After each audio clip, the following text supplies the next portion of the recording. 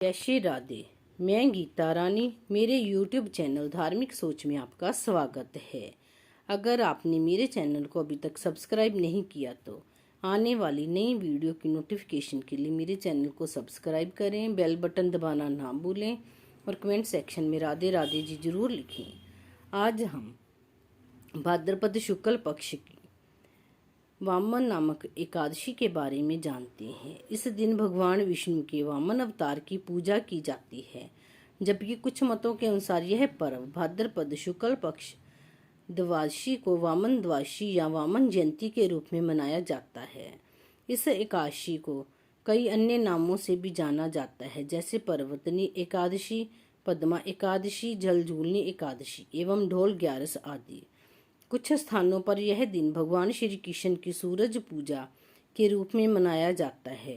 शिशु के जन्म के बाद जलवा पूजन, सूरज पूजन या कुआं पूजन का विधान है। उसी के बाद अन्य संस्कारों की शुरुआत होती है। यह पर्व उसी का एक रूप माना जा सकता है। शाम के वक्त भगवान श्री कृष्ण की प्रतिमा की झांकी के रूप में मंदिर के नजदीक किसी पवित्र जल स्रोत पर ले जाया जाता है और वहां उन्हें स्नान कराते हैं एवं वस्त्र धोते हैं और फिर वापस आकर उनकी पूजा की जाती है। इस दिन व्रत किया जाता है। कई जगह भगवान की इस झांकी को देखने के बाद व्रत खोलने की परंपरा है। झांकी में भगवान की पालकी यानी डोली में ले जाया जाता है, इसीलिए इसे डोल एकादशी कहते हैं। एक मान्यता यह भी है कि भगवान विष्णु इस दिन करवट बदलते हैं। इस बदलाव के कारण इसे परिवर्तनी एकादशी कहते हैं। देखा जाए तो यह मौसम में बदलाव का भी सूचक है। इस साल 2021 में यह एकादशी व्रत 17 सितंबर को रहेगा।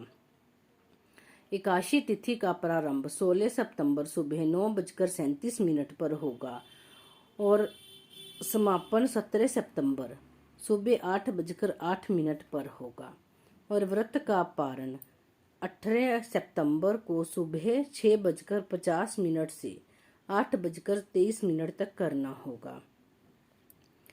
वामन एकादशी व्रत का नियम पालन दशमी तिथि की रात से ही शुरू करें व ब्रह्मचार्य का पालन करें। एकादशी तिथि के दिन सुबह स्नान आदि करने के बाद साफ कपड़े पहनकर भगवान वामन की प्रतिमा के सामने बैठकर व्रत का संकल्प लें। इस दिन यथासंभव उपवास करें। उपवास में अन्न ग्रहण नहीं करें। संभव हो तो एक समय फलाहारी कर सकते हैं। इसके बाद भगवान वामन की पूजा विधि विधान से करें। यदि आप पूजा करने में असमर्थ हो तो पूजन किसी योग्य ब्राह्मण से भी करवा सकते हैं। भगवान वामन को पंचामृत से स्नान कराएं। स्नान के बाद उनके चरणामृत को व्रत करने वाला अपने और परिवार के सभी सदस्यों के अंगों पर छिड़के और उस चरणामृत को पिए। इसके बाद भगवान को गंध, धूप, पुष्प, दीप, नैवेद्य आदि पूजन सामग्री अर्पित करें। विष्णु सहस्त्र नाम का जाप एवं भगवान वामन की कथा सुने। रात को भगवान वामन की मूर्ति के समीप ही सोएं और दूसरे दिन यानी द्वादशी के दिन वेद पाठी ब्राह्मणों को भोजन कराकर दान देकर आशीर्वाद प्राप्त करें। जो मनुष्य यत्न के साथ विधि पूर्वक इस व्रत को करते हुए रात्रि जागरण करते हैं, उनके समस्त पाप नष्ट हो जाते हैं। अंत में वे स्वर्ग लोक को प्राप्त होते हैं। इस एकादशी की कथा के श्रवण मात्र से वाजपेयी यज्ञ का फल प्राप्त होता है। धर्म ग्रंथों के अनुसार परिवर्तनी एकादशी पर व्रत करने से वाजपेयी यज्ञ का फल मिलता है। पापियों के पाप नाश के लिए इससे बढ़कर कोई उपाय नहीं है। जो मनुष्य इस एकादशी को भगवान विष्णु के वामन रूप की पूजा करता है, उससे तीनों लोक पूज्य होते हैं। इस व्रत के बारे में भगवान श्री कृष्ण ने स्वयं युधिष्ठिर से कहा है कि जो इस दिन कमल नयन भगवान का कमल से पूजन करते हैं, वे अवश्य भगवान के समीप जाते हैं। जिसने भाद्रपद शुक्ल एकादशी को व्रत और पूजन किया, उसने ब्रह्मा विष्णु सहित तीनों लोकों का पूजन किया। अतः हरिवासर अर्थात एकादशी का व्रत अवश्य करना चाहिए। इस दिन भगवान करवट लेते हैं, इसीलिए इसको परिवर्तनी एकादशी भी कहते हैं। वामन अवतार भगवान विष्णु का 5वां तथा मानव के रूप में उनका पहला अवतार है। इस विषय में श्री मद्द भागवत महापुराण में एक कथा आती है, जिसके अनुसार एक बार देव दैत्य युद्ध में दैत्य पराजित हुए तथा मृत दैत्यों को लेकर वे अस्तांचल की ओर चले जाते हैं। दैत्य राज बलि इंद्र वज्र से मृत हो जाते हैं। तब दैत्य गुरु शुक्राचार्य अपनी मृत संजीवनी विद्या से बलि तथा दूसरे दैत्यों को जीवित तथा स्वस्थ कर देते हैं।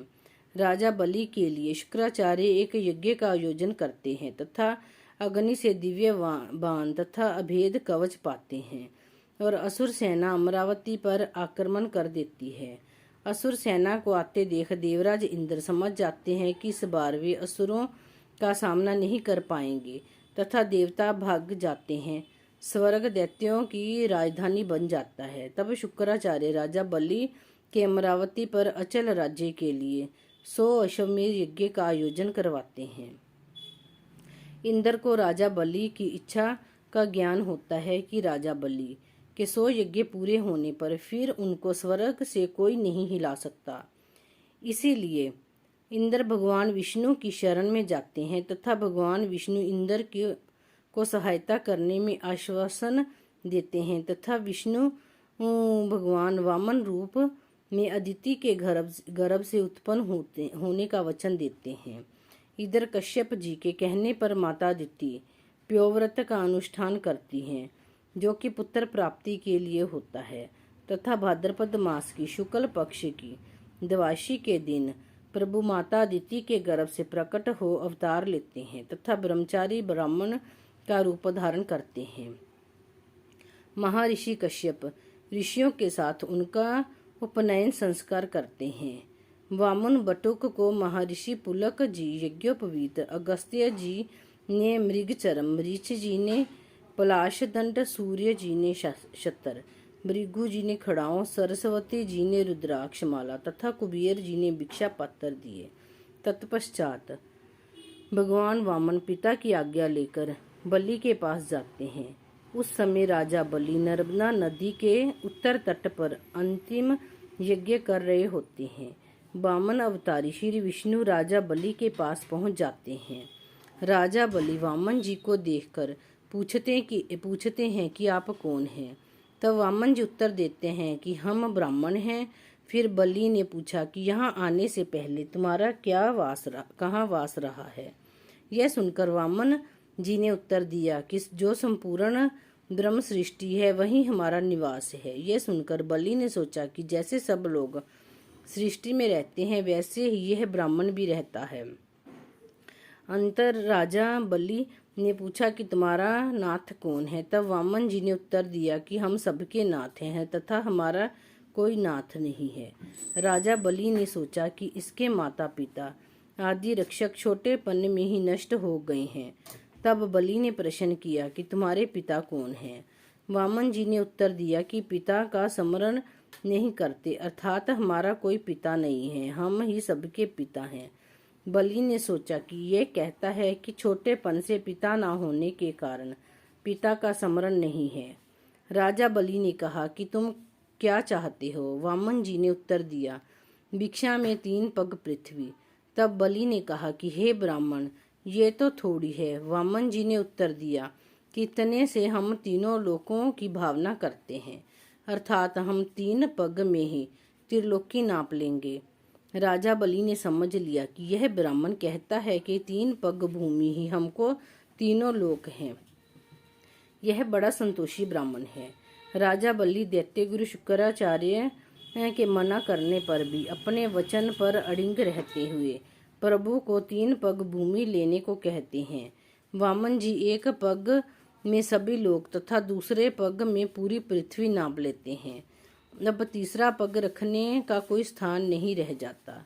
बलि के सामने संकट उत्पन्न हो जाता है कि यदि अपना वचन नहीं निभाया तो अधर्म होगा। इसीलिए बलि अपना सिर आगे कर देता है और कहता है कि तीसरा पग आप मेरे सिर पर रख दीजिए।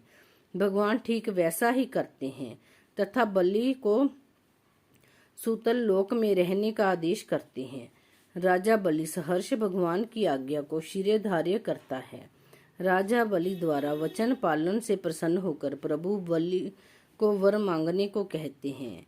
इस पर राजा बलि दिन रात भगवान को अपने पास सुतर लोक में रहने का वर मांगता है तथा भगवान विष्णु अपना वचन पालन करते हुए राजा बलि का द्वारपाल बनना स्वीकार करते हैं, जिन्हें फिर बाद में देवी लक्ष्मी राजा बलि से वर मांगकर मुक्त करवा लेती हैं।